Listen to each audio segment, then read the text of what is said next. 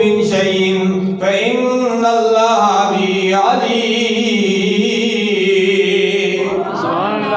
اللہ فرماتا تم ہرگز لن تنالوا البر حتى تنفقوا مما تحبون، تم ہرگز بھلائی کو نہیں پہنچ سکتے جب تک کہ تم اپنی محبوب چیز، پسندیدہ چیز اللہ کی راہ میں قربان نہ کر دو.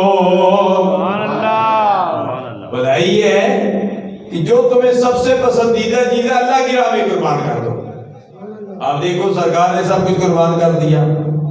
حضرت امام حسین نے اپنا تن من دھن سب کچھ قربان کر دیا، وطن بھی قربان کر دیا جو مدینہ طیبہ چھوڑنے پر جی نہیں چاہتا.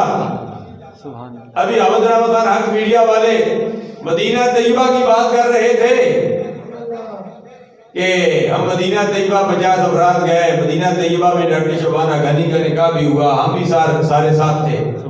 وہ ایسی ساتھیں انسان بھول نہیں سکتا.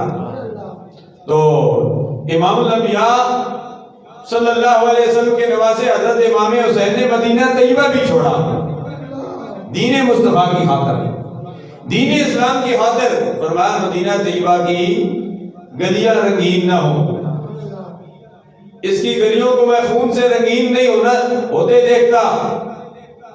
خون سے رنگین ہوں گی حضرت امام قاسم، حضرت عباس علمدار، اور پھر آخر میں مجھ حسین سے مدینہ طیبہ کی گلیاں خون سے رنگین ہوگی. اور یہ سرکار صلی اللہ علیہ وسلم کے پیارے شہر کے احترام کے خلاف ہے. تقدس اسی میں ہے وتعظیمہ وتوقیرہ وتسبحہ بکرۃ واصیلا، کہ سرکار کے شہر کی گلیوں کا بھی احترام کیا ہے.